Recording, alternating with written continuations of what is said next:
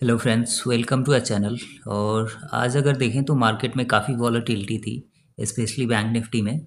और कल के वीडियोस में हमने शेयर किया था कि जो 24,350 345 का लेवल है वो काफ़ी क्रूशल होने वाला है, एक सपोर्ट की तरह काम करेगा। और आज अगर निफ्टी की बात करें तो निफ्टी का जो लो लगा है ऑलमोस्ट 24,300 के आसपास लगा है। और अगर हाई की बात करें तो 24,800 टच किया है। और हमारा जो टारगेट था वो 24,700 और 24,800 का था। तो आज अगर हम देखें तो एक अच्छा मोमेंटम था ओवरऑल पूरे मार्केट में। इसके पीछे दो तीन रीजंस थे। एक तो आईटी के स्टॉक थे, उनमें रैली थी। दूसरा जो एचडीएफसी बैंक है उसमें एक अच्छा मोमेंटम देखने को मिला। तो अभी अगर हम कल के दिन की बात करें तो हमारा जो अभी टारगेट है 24,800 वो डन हो चुका है। तो अभी निफ्टी का जो नेक्स्ट टारगेट होने वाला है वो 25,000 और 25,200 का होने वाला है। तो निफ्टी अब 25,000 और 25,200 के लेवल को एक बार टच करने के लिए जाएगी। तो अभी अगर हम कल के लिए बात करें तो कल का जो हमारा सपोर्ट रहेगा वो रहेगा जो आज का लो है। और अभी अगर देखें तो 24,500 एक काइंड ऑफ सपोर्ट की तरह काम करेगा आने वाले टाइम में। तो कल के लिए हमारा जो सपोर्ट रहेगा वो 24,500 का रहेगा। और दूसरा सपोर्ट रहेगा हमारा 24,300 का, 300-350 के आसपास। अगर हम रेजिस्टेंस की बात करें तो पहला टारगेट हमारा रहेगा कल के लिए 25,000 का और 25,200 का। कल एक्चुअली मार्केट थोड़ा सा वॉलेटाइल हो सकता है क्योंकि कल मॉनेटरी पॉलिसी है और मॉनेटरी पॉलिसी 10 बजे से स्टार्ट हो जाएगी। तो मार्केट जो है 10 बजे के बाद से थोड़ा सा वॉलेटाइल हो सकता है क्योंकि एक्सपेक्टेड है कि रेट कट्स होंगे। बट अभी देखना थोड़ा सा इंटरेस्टिंग होगा कि रेट कट्स होते हैं या फिर नहीं।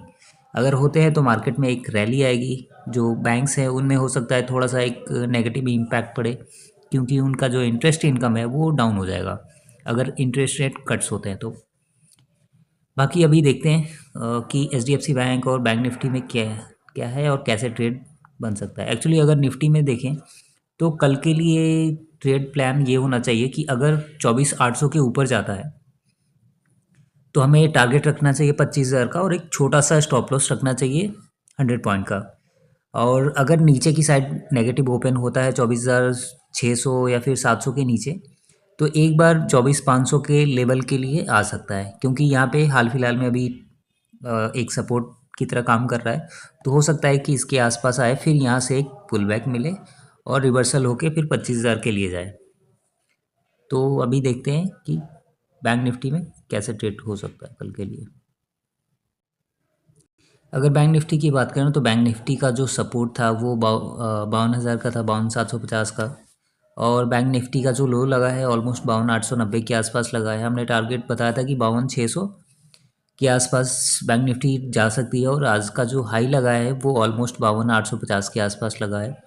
और एंड होते थे मार्केट जब एंड हुई है तो बैंक निफ्टी जब क्लोज़ हुई है तो ये क्लोज़ हुई है ऑलमोस्ट 52,600 के आसपास। तो कल के लिए हमारा जो टारगेट रहेगा, पहला तो टारगेट रहेगा 54,000 का। 54,000 एक साइकोलॉजिकल लेवल है तो ये हो सकता है। और दूसरा जो हमारा सपोर्ट रहेगा 53,270 के आसपास रहेगा। और दूसरा जो सपोर्ट रहेगा हमारा बैंक निफ्टी में वो रहेगा 52,870 के आसपास।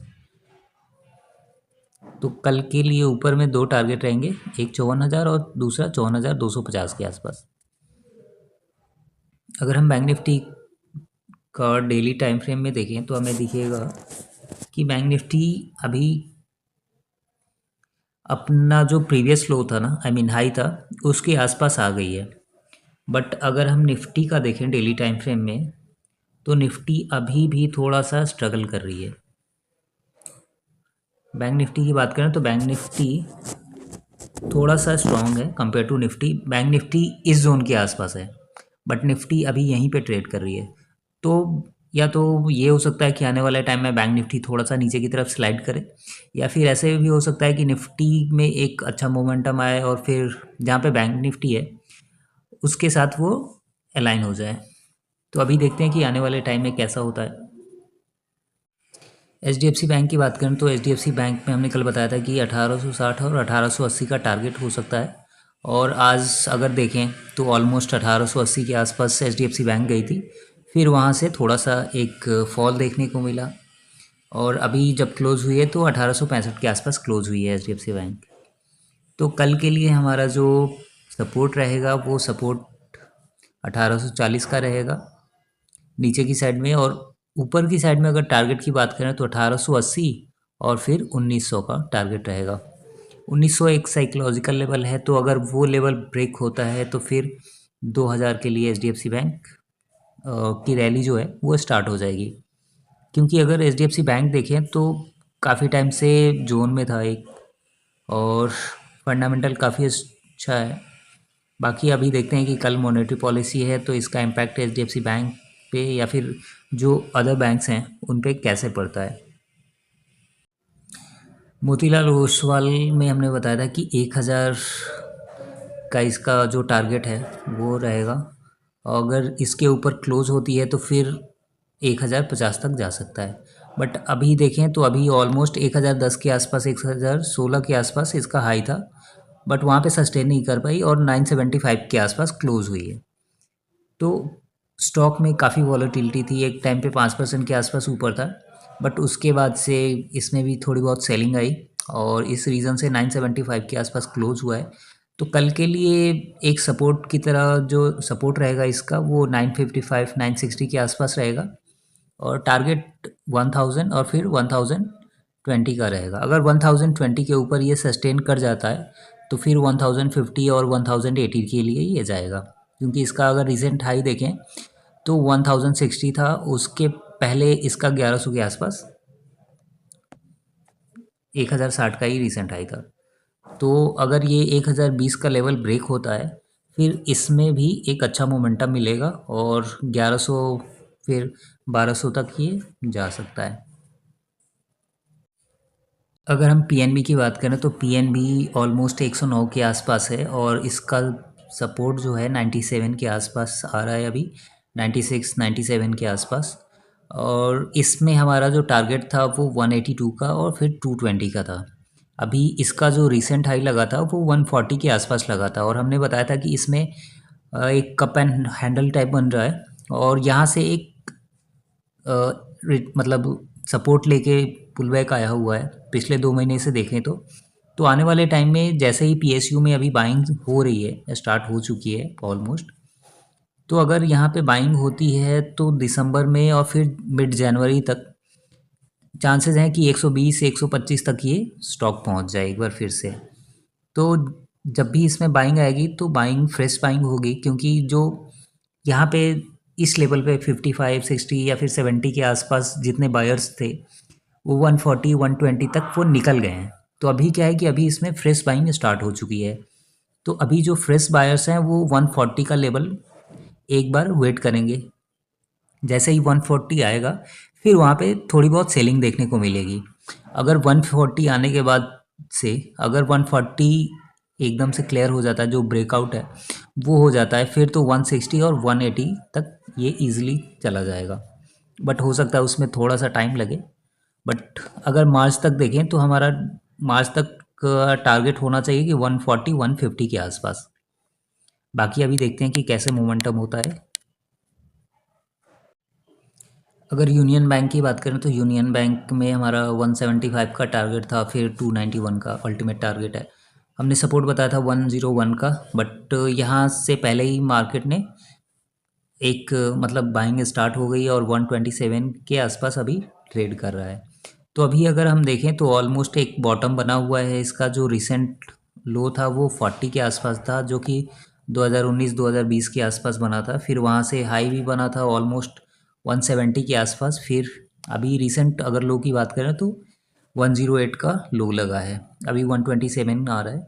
तो आने वाले टाइम में इसका जो रिसेंट हाई है ना 175 का, वो आने वाले टाइम में एक बार टच होगा। फिर अगर वहाँ पे ब्रेकआउट आता है तब फिर ये जो स्टॉक है वो 200 और 240 के टारगेट्स के लिए जाएगा।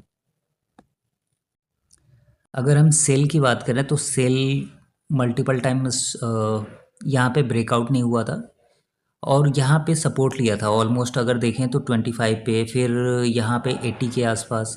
अभी अगर इसका रिसेंट देखें तो ऑलमोस्ट 122 23 के आसपास अभी ट्रेड कर रहा है। तो अभी जब भी ये जाएगा ना ब्रेकआउट के लिए, तो इसका पहला टारगेट होगा 150 और फिर होगा 175। अगर नीचे में सपोर्ट की बात करें तो इसका जो सपोर्ट रहेगा वो 98 का सपोर्ट लेके हम इसमें 175 से 200 का टारगेट लेके चल सकते हैं। क्योंकि अभी क्या है ना कि अभी ये एक चैनल में है, तो जब तक चैनल में ब्रेकआउट नहीं आएगा ऊपर की साइड में या फिर नीचे की साइड में, तब तक कुछ कन्विंसिंग नहीं लगेगा। और चांसेस हैं कि एक बार ऊपर की साइड में 150 टू 175 तक जाए। अगर हम एनएमडीसी की बात करें तो एनएमडीसी में हमारा टारगेट था 395 का, जो कि अभी भी पेंडिंग है और हमने इसमें बहुत पहले ही दिया था।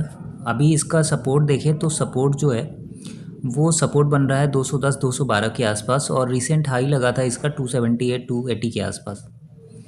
तो अभी 235 के आसपास ट्रेड कर रहा है और पिछले 4-5 महीने से एक जोन में ही है, कुछ खास मोमेंटम हुआ नहीं है। तो ये भी वेट कर रहा है। एक्चुअली क्या था कि बहुत सारे जो मेटल स्टॉक थे, केमिकल स्टॉक थे, या फिर जो पीएसयू सेक्टर के भी स्टॉक थे, तो उसमें एक सेलिंग का प्रेशर दिखा था ओवरऑल। तो ये रीज़न था कि मार्केट जब निफ्टी 26,000 नहीं पहुंची थी, उसके पहले ही इनमें सेलिंग आना स्टार्ट हो गया था। तो अभी देखते हैं कि अभी रिसेंट जो हमारा टारगेट रहेगा 280 का रहेगा, फिर अगर 280 पे ब्रेकआउट आता है तो फिर 320 और 360 का रहेगा। अगर हम एंजल वन की बात करें तो एंजल वन 3220 के आसपास ट्रेड कर रहा है और इसका अभी रिसेंट अगर टारगेट देखें तो 3600 का आ रहा है। अगर सपोर्ट की बात करें तो ऑलमोस्ट 400 पॉइंट नीचे है, मतलब 1:1 का टारगेट रहेगा हमारा यहाँ पे। अगर 3600 पे ब्रेकआउट आता है तो ये फिर 3800 और 4000 के लिए जाएगा। एचएल में हमने सपोर्ट बताया था कि 4200 का रहने वाला है, और अभी जो इसका रिसेंट हाई है 4568 के आसपास ट्रेड कर रहा है। बट चांसेस हैं कि एक बार जो इसका हाई था, ऑल टाइम हाई, उसके आसपास ये फिर से एक बार जाए।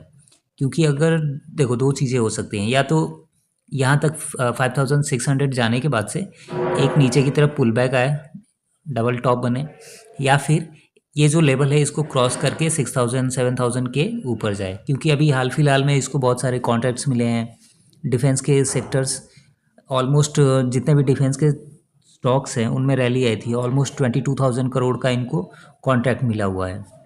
तो इस रीज़न से क्या है कि इसमें बाइंग बनेगी और बायर्स, जो फ्रेश बायर्स हैं, वो इन्वॉल्व होंगे। तो आज के लिए इतना ही। Thank you for watching this video and please do like and subscribe to our channel. Thank you.